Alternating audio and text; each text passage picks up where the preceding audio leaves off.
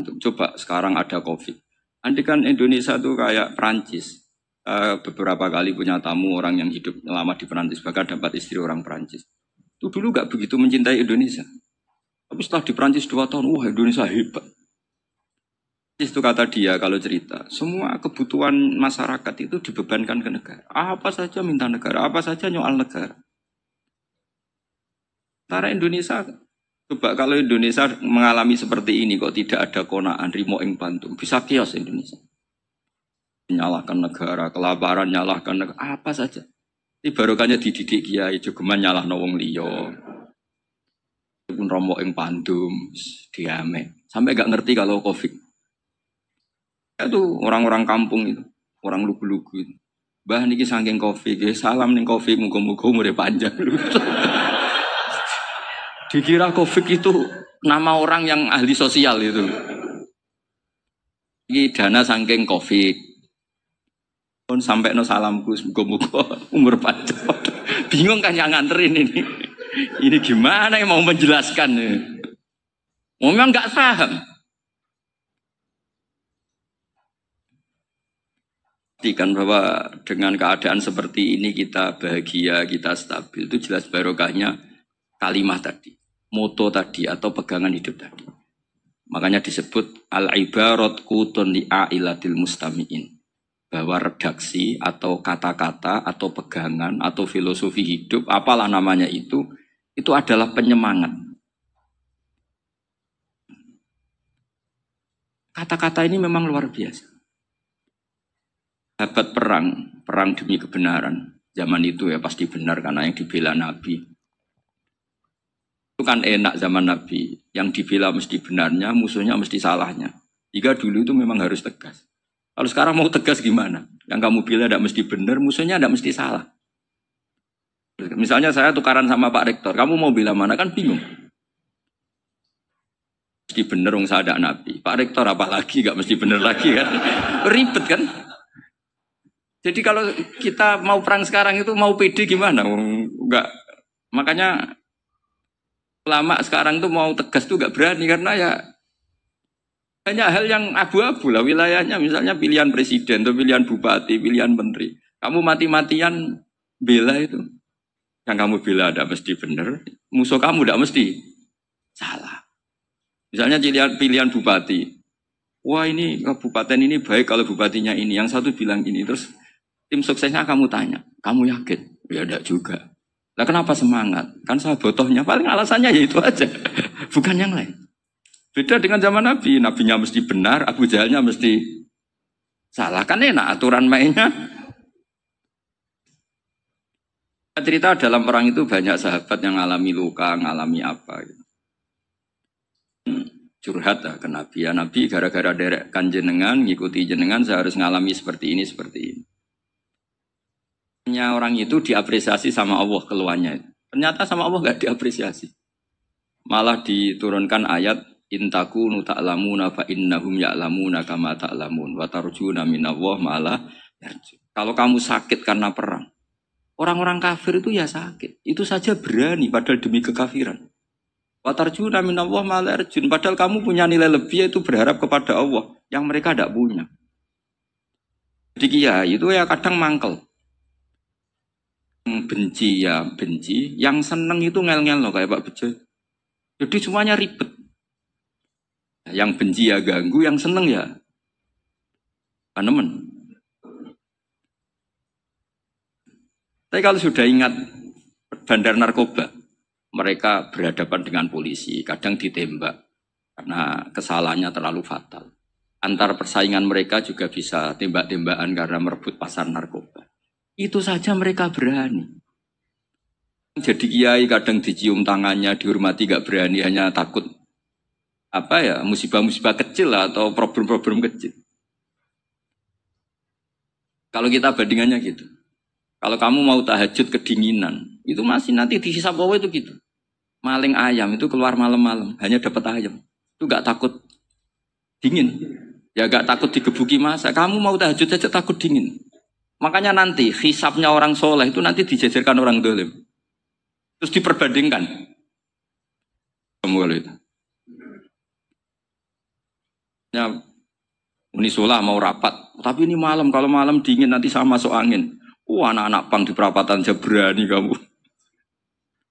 Bandingannya gitu tuh ribet kita nanti. Makanya itu kalimat itu moto atau filosofi hidup. Sehingga diulang lagi nasihat itu. Iyam saskum korhun fakodu masal koma korhum mislu. Kalau kamu kena luka, orang-orang yang nggak benar juga akan kena luka. Itu aja berani demi ketidakbenaran. Masa kamu demi kebenaran enggak? Orang itu, ya itu kalimat, itu heroik. Kita ini penting ya, makanya tadi himne Unisula dimulai kalimat-kalimat thayyibah. Karena kalimat ini yang menjaga kita kalimat ini. Misalnya tentang Tuhan. Kenapa orang Islam imannya kokoh seperti ini, termasuk yang sudah hidup di Amerika, di Australia, di mana-mana. Itu ya barokahnya ajaran atau barokahnya kalimah. Saya sebut kalimah saya pakai bahasa santri.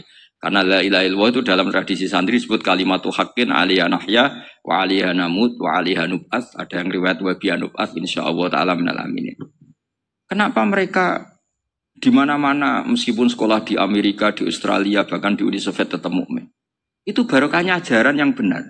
Allah itu siapa? Tuhan. Dasarnya apa? Awal. Dia harus wujud awal sebelum makhluk yang lain. Ketika ada negara yang maju, yang tertib, manajemennya tertib, masyarakatnya makmur. Punya Tuhan yang tidak seperti itu. Tidak awal. Itu sudah gak nyaman.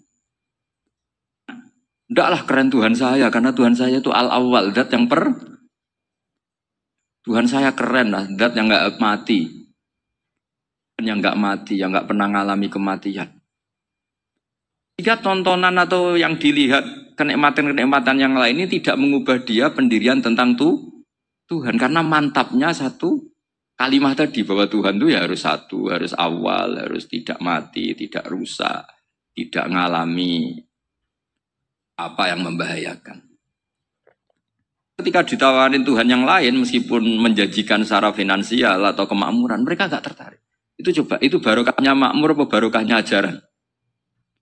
Barokahnya ajaran, sering negara Islam itu kalah makmur dengan mereka, tapi barokahnya ajaran ini, wah, tetap Islam. Makanya Nabi Ibrahim, Nabi yang sukses bikin waja'alaha kalimatam baqiyatan fi akibi. Sehingga kita ini bekti sama orang tua misalnya. Itu ya karena ajaran. Suwargamu itu karek wong tuamu. Nak wong tuamu ridho, Allah ridho. Nak ora ridho, Allah ora ridho. Ridho Allah fi ridhol walidain wa sakhatu wa wa sukhtu wa fi sakhatil.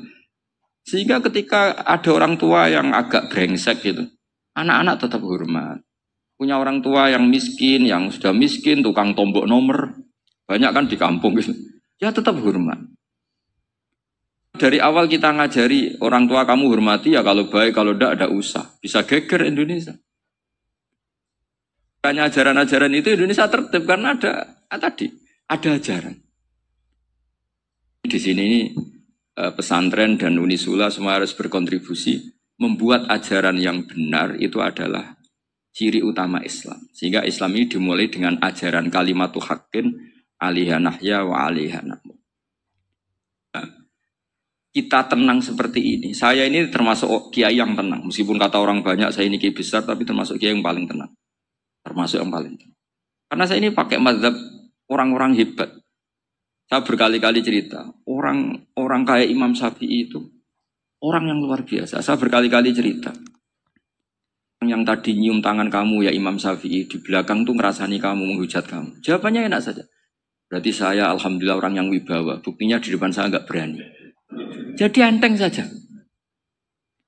Ceritain sebagian kampung, sebagian separuh dari warga kamu itu gak suka kamu. Ya bagus lah gak suka saya, gak akan utang duit saya. Di mana-mana orang utang itu karena teman dekat. Yang pasti minimal gak utang, gak pinjam mobil, gak pinjam apa. Berkah mana yang seneng sama yang gede. Jadi dianggap enteng saja. Semua yang dialamin dianggap enteng saja. Punya istri pemarah, ya baguslah marahin suami. Kalau marahin tonggo malah ribet. Jadi kamu harus terima kasih kalau dimarahin istri. Baguslah marahin saya mah, kalau marahin tonggo ribet. Enteng saja. Tapi kita sekarang tuh karena nafsu ya, sehingga menghadapi hidup ini ribet. Ulama dulu kalau mau mati itu senengnya bukan main. Sudah lama saya ini ingin gak maksiat. Kayaknya gak maksiat paling efektif itu mati. Ya tidak apa-apa Gusti, kalau sebaiknya mati ya mati aja.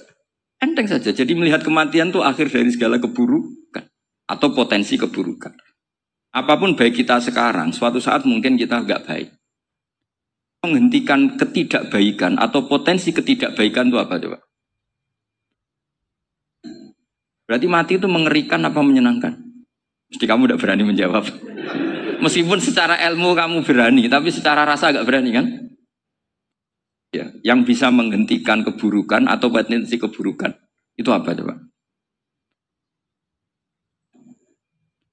Berarti kematian itu menyenangkan atau menyusahkan? Apapun kamu tidak berani jawab karena kamu agak-agak dunia.